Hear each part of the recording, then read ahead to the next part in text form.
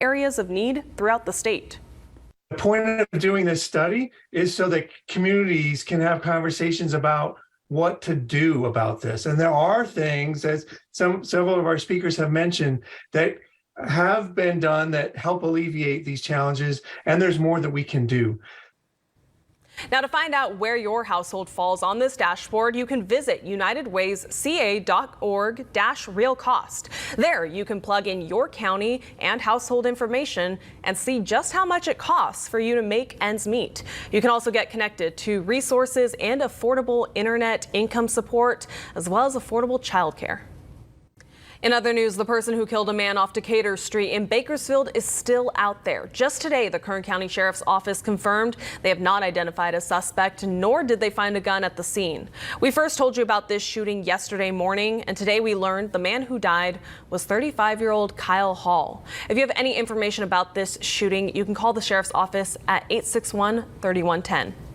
Switching gears now, we've been enjoying a mild start to the work week, but cooler temperatures can mean a chance of rain. Let's check in with Dominique Lavigny with a check of our forecast. Yeah, well, across the state today, we've been tracking this low pressure system that's bringing some cooling temperatures across our area and a chance for thunderstorms throughout the state, as well as high winds over in eastern Kern. As we take a look at our radar, we've really been seeing this system spiraling along the coast, bringing rainfall throughout those areas and even lightning south of Kern County. And as we head through the rest of this evening, we're going to expect to continue to see those thunderstorms impact our area. Now, taking a look at what we can expect through tomorrow, we'll continue to see a risk for thunderstorms throughout these areas as well, and that means we could be getting quite a bit of rain and cooler temperatures. We'll talk about that coming up. Meanwhile, those of us here at 23 ABC are excited to help raise up the voices of unsigned local musicians through our partnership with the Bakersfield Music Awards. The awards also help make sure that the artists are not only being celebrated, but taken care of. The show is happening Sunday night from 4 until 11. Tickets are available now on BakersfieldMusicAwards.com.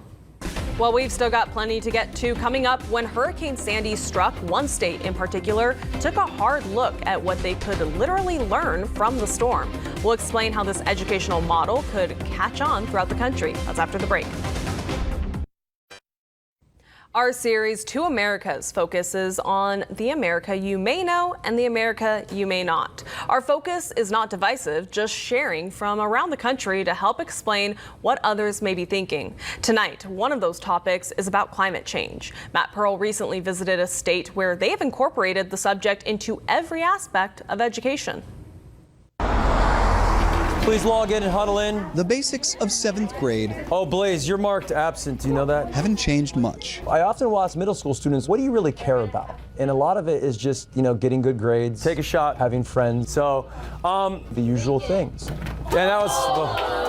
But when the students in Steve Chinoski's Global Responsibility class dive into their projects, all right, let's go to it. The substance of their studies goes far beyond their Millburn, New Jersey middle school walls. Cutting down the Amazon rainforest. Here's Arthur Lewis. Different chemicals going into the atmosphere. Me and Molly are both doing fecal bacteria. 30% of species of fish were overfished. I didn't even know that. The specifics of what they learn are not in stone. Okay.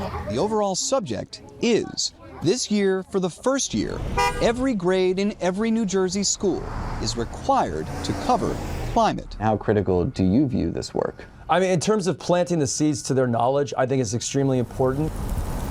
Climate change is often described as contentious, but the latest surveys from Yale show consensus. Barely a third of American adults discuss global warming with any regularity, but roughly 2/3 are worried about it.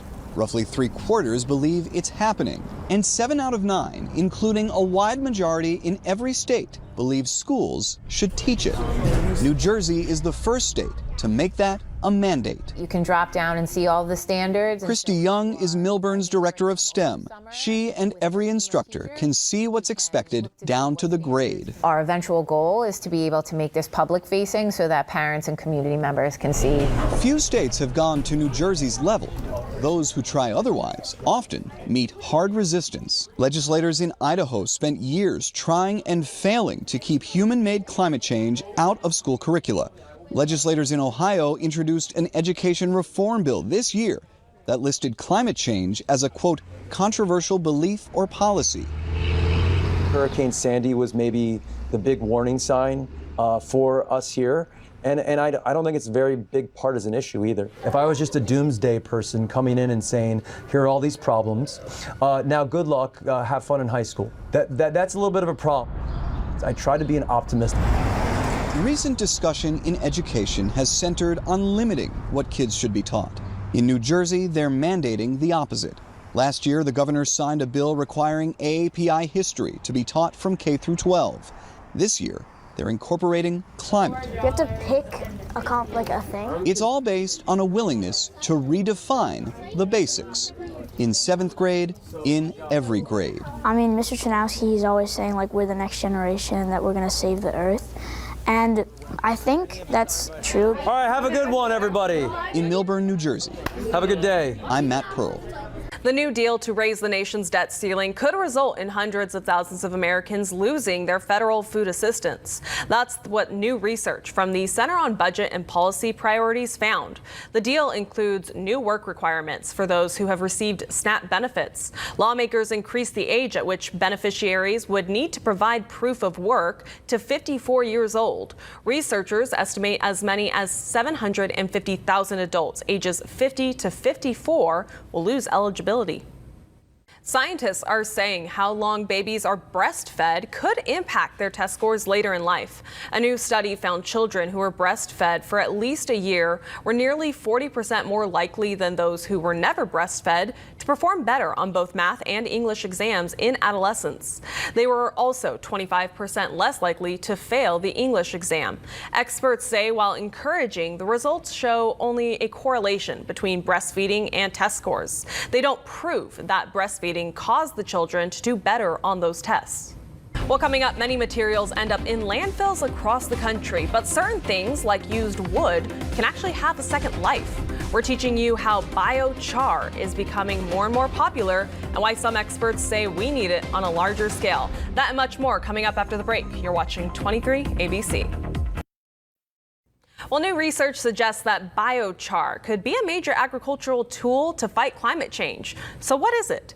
Biochar is created when biomass is heated at high temperatures with no oxygen. The organic waste is then turned into a solid residue like carbon, otherwise known as biochar. But experts in the field say in order to make a significant difference, more facilities need to be opened. Jesse Cohen tells us how biochar works and its impact on the environment. Retrieved as trash and unloaded as treasure, piles of dead wood are dropped off at this facility in Berthoud, Colorado, north of Denver, for an opportunity at a second life. What biochar now does is we take non-merchantable waste wood and other organic matter, and we convert it through a chemical reaction called pyrolysis into a pure carbon. James Gaspard is the CEO of Biochar Now. We're taking a product that has no other market. We're creating a market.